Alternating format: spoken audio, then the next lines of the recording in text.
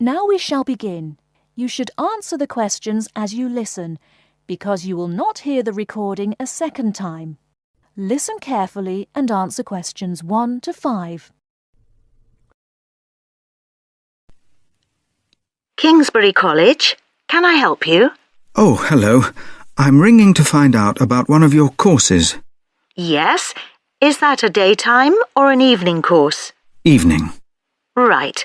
I'll just get a few details from you, if I may. Fine. Could I have your full name, first of all?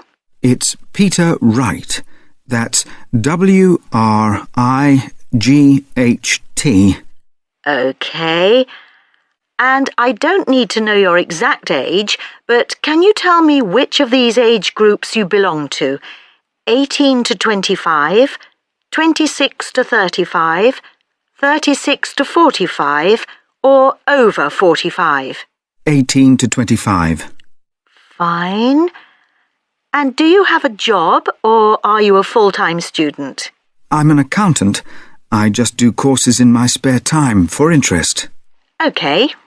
Right. And your address, Mr. Wright? It's 11 Forest Road. Forest? Yes. Is that in Kingsbury? Yes, it is. I'm just down the road here. And do you have a phone number? It's 992-471. That's my home number. I haven't got a work number.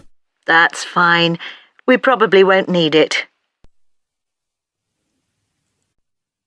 Before you hear the rest of the conversation, you have some time to look at questions 6 to 10.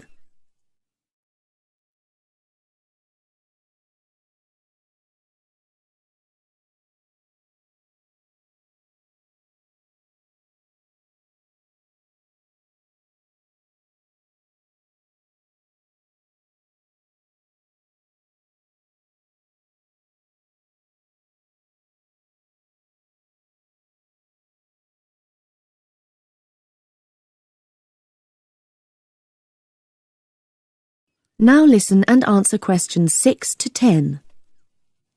Now, you want to register for a course. Yes, cookery. Do you happen to know the exact title of the course? We've got Thai cookery on Wednesdays, or Mexican cookery on Fridays, or... Mexican. I'd like to do both, but I'm busy on Wednesdays. OK. Well, you can always do the other one next term, I suppose. Now, do you know when it begins? Is it the 26th of March? That's right. And it's £45 in total.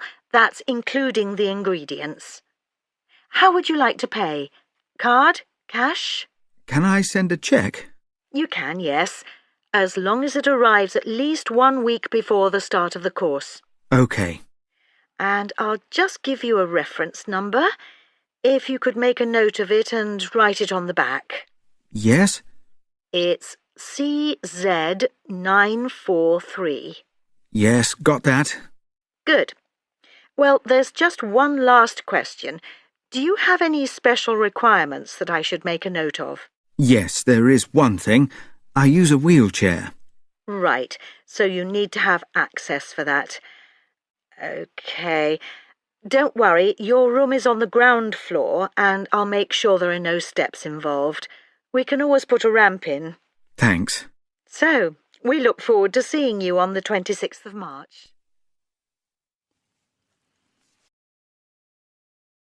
That is the end of part 1. You now have half a minute to check your answers.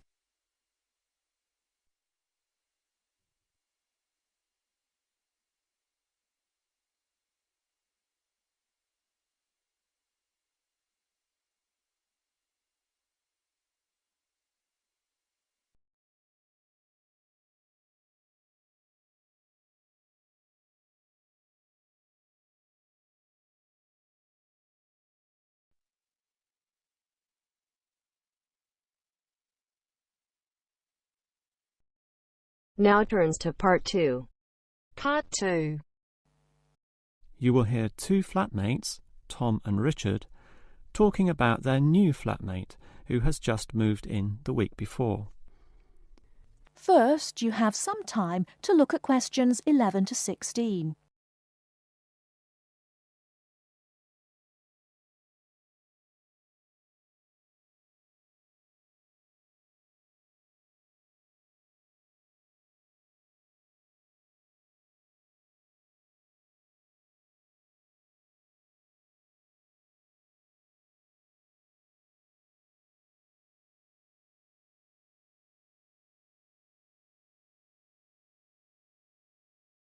Now, listen carefully and answer questions 11 to 16. Hi, Richard. I'm glad I caught you here. Can I just talk to you about something? Our new flatmate, Anders, is not quite what I had hoped. I was wondering if you shared my concerns about some of his behaviour. Yes, Tom, I know what you mean, but we can't be entirely negative. He has good points. I mean, at least he's quiet. He doesn't play loud music all night or bother others or turn his TV up, disturbing everyone. Sure, he's quiet, but remember our last flatmate? He'd say hi to you and smile and treat everyone politely. In comparison, this new guy is very impolite. He just grunts in reply and sometimes ignores me altogether. I guess that's just his way. You know, just his character. I don't think he realises he's being impolite, and it shouldn't matter to us too much. We can just ignore him too and quietly live our own lives. But his friends are hard to ignore when they visit. I know what you mean, but how often does that happen? I rarely see them, maybe once or twice a month. If they came more often, it might be a problem, but as it is, such rare visits don't matter so much. Wouldn't you say so? Well, I'm not sure, since it's very obvious when they're here because of all the cigarette smoke in the house. It stinks up the place, and you know we don't allow smoking on the premises. Well, I've never seen them doing this. Maybe they do it outside. Perhaps we can talk to Anders about it. Always remember, though, in one respect, he's a good tenant, and it's the most important aspect. The previous flatmate would always pay the rent late. I know what you're going to say. This guy pays promptly. But there's more to being a good tenant than prompt payment. I mean, you need to turn off the TV, clean up your dishes, dress respectably, be polite, and so on. I guess what I'm saying is that basically you need to cooperate with the others, and this new guy fails significantly in this respect. Okay, I suppose you have a point there. Before you hear the rest of the talk, you have some time to look at questions 17 to 20.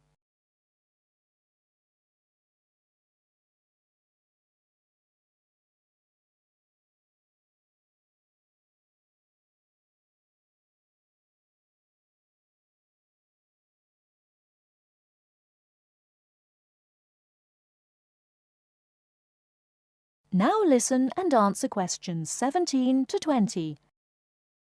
I tell you what, Tom, why don't we talk to our new flatmate, Anders, about these issues? If we throw him out, we'll have to go to all the trouble of finding another flatmate, who might not necessarily be much better. So, let's give the current guy a chance. Here, I've got a piece of paper, so let's make a short list of issues to discuss with him. Get it out into the open. Sure, we'll give him one more chance. So write communication, and let's tell him to... Well, we can't change a person's personality overnight. So why don't we have a weekly tenants meeting and we can just ask him to attend. That way we can get to know him better. I'll write attend meeting and we can take it from there. OK, but we have to tell him about his friends. They can't just do whatever they want. Write a heading friends and then write don't smoke anywhere, inside or outside. Well, instead of being so direct and possibly causing offence, I'll just write follow rules and verbally mention the rules. TV off by 10 p.m, no loud music or bad behaviour, including smoking. OK, do that, but I still think we need to specifically mention that last issue. You know how I can't stand the habit, so I'd like this to be another and separate point. Cigarettes, strictly forbidden. And it's important to include the strictly here. We can't pussyfoot around too much. Sometimes directness is necessary. OK, I'll write that. Forbidden. OK. And what about cleaning duties? Anders is a little too relaxed about that. Dishes are sometimes not washed, dirty teacups are left around the place, and so on. So, right, must do better. Yeah, again, Tom, he might take that personally and it could cause a scene. I'd rather be general. I'll write must be done, and I'll tell him that that's for everyone, not just him. Okay? Okay, as long as he gets the message. That is the end of part 2. You now have half a minute to check your answers.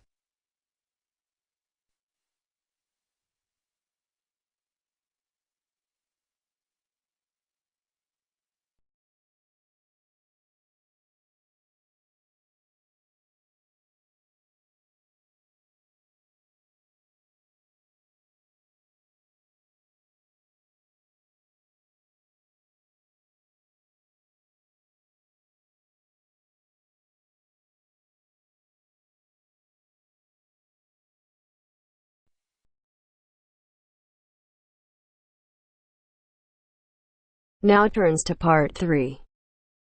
Part 3. You'll hear 2 university students discussing a social science lecture they attended. First, you have some time to look at questions 21 to 24.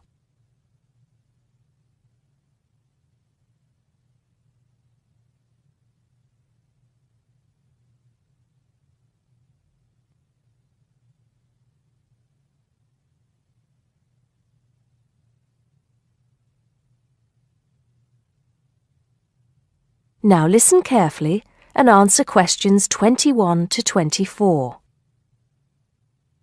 Did you go to the first social science lecture yesterday? Yeah, didn't you see me there? No, I was trying so hard to understand the lecturer. What didn't you understand? A lot of it, really. For example, he said we needed to study history as part of the course, but I didn't get why. You probably missed it.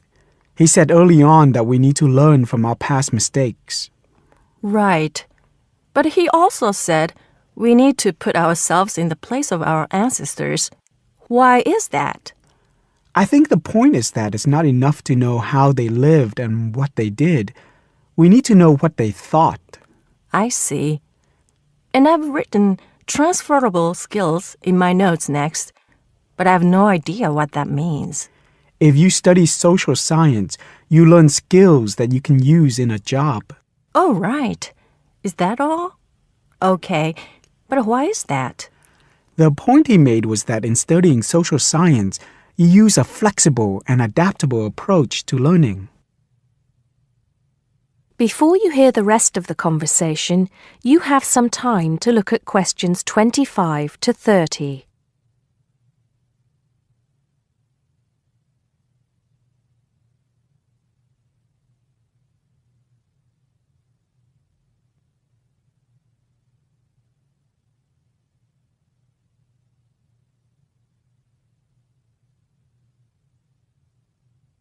Now listen and answer questions 25 to 30.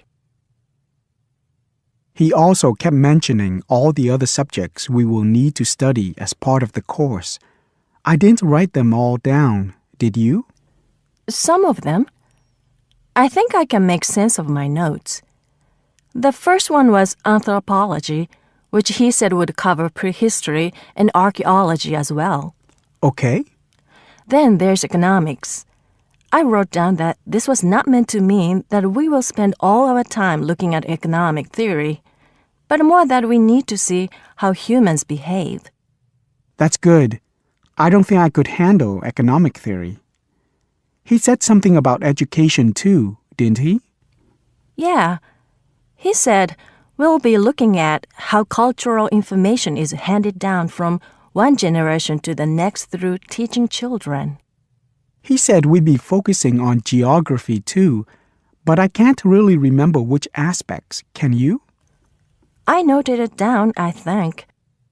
Here we are, yes, particularly in relation to urban planning. It's law that I got confused about. I didn't understand why he linked that to economics. I think he meant that laws affect the way wealth is distributed. That makes sense. Now, what are the science wars? Okay, I did get that. The science wars are about how social science collects information. In sociology and social work, and in social science generally, they can only study patterns of behavior and observe. If you compare that to the way scientists work in physics or chemistry, it's very different because they use specific experiments that can be tested and which give concrete answers. Social studies is often accused of being unscientific. That's all. Okay. But it still looks like a good course, doesn't it? You don't have any regrets, do you? None at all. I'm looking forward to it.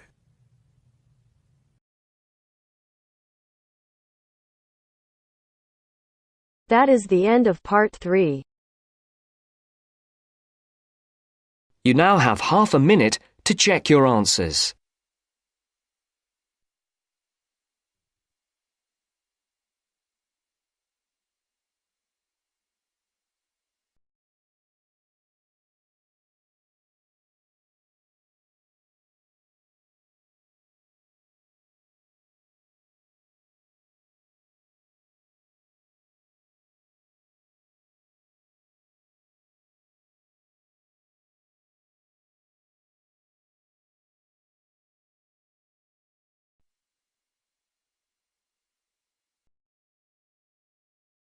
Now turns to part 4.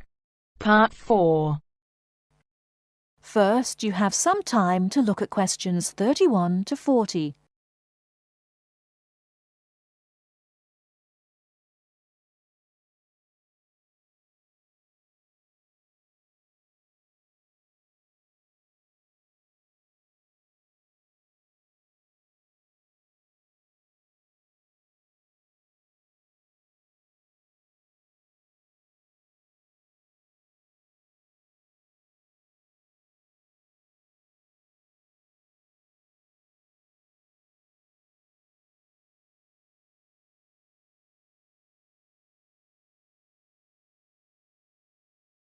Now, listen carefully and answer questions 31 to 40. Last week, we looked at some of the features of modern houses, and today we're going to turn the clock back and look at traditional house design. I've chosen to start with Samoa, which is part of a group of Polynesian islands in the South Pacific Sea, because the influence of culture and weather on house design is quite clear there. So let's have a look at, first of all, at the overall design of a traditional Samoan house. Now, these days, houses in Samoa have become more modern and are usually rectangular. But traditional designs were round, or sometimes they were oval in shape. Here's a picture. This traditional style is still used, often for guest houses or meeting houses, and most Samoan villages have at least one of these buildings. As you can see, there are no walls, so the air circulates freely around the house. Samoa is a place that experiences high temperatures, but the open design of the house also reflects the openness of Samoan society. If the occupants want shelter, there are several blinds made of coconut leaves that can be lowered during rainy or windy weather. Or indeed, the blinds can also be pulled down if people want some privacy. The foundations of the house, that's the part beneath the floor, are raised slightly. In the past, the height was linked to the importance of the occupants, which we'll talk about another time. However, the floor of the house was usually covered with river stones. Today, we have a range of methods for balancing the temperature inside a building, but the stones on the floor of a Samoan home are ideal for cooling the building on hot days. Now, let's have a close look at the roof. This, as you can see in the picture, is dome-shaped and traditionally thatched or covered with leaves from the sugarcane. That's an established crop in Samoa. This was a job for the women, and it involved twisting the leaves and then fastening them with a thin strip of coconut leaf before fixing them to the roof in several layers. Now, the shape of the roof is important. You can see that the sides are quite steep, and that's done so that the rain falls straight to the ground without moisture going through the leaves and causing leaks or dampness inside the house. Then you'll notice how high the top of the roof is. This is a way of allowing heat to rise on sunny days and go through the thatching, thereby cooling the house. So, how does the house stay upright? Well, there are a number of evenly spaced posts inside. They encircle the interior of the building and go up to the roof and support the beams there. They're also buried, usually about 1.5 meters in the ground to keep them firm. These posts are produced using local timber from the surrounding forests. They're cut by men from the family or village, and the number varies depending on the size and importance of the house. Now, these posts were a very significant part of Samoan culture and did much more than hold up the roof. When there were meetings, people sat with their back to certain posts, depending on their status in society. So there were posts for chiefs, according to their status, and posts for speakers, and so on. And ordinary people sat around the side on mats. The last area I want to look at today is the attachment of the beams and posts, what you call fixing the construction. Traditionally, no nails or screws were used anywhere in such a building.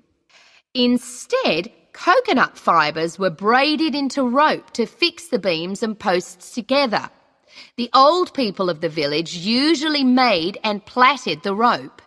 This was a lengthy process. An ordinary house used about 40,000 feet of this rope. And as you can see in this picture, the rope was pulled very tightly and wound round the beams and posts in a complex pattern. And in fact, the process of tying it to the beams so that it was tight and strong enough to keep them together is one of the great architectural achievements of Polynesia. That is the end of part 4. You now have half a minute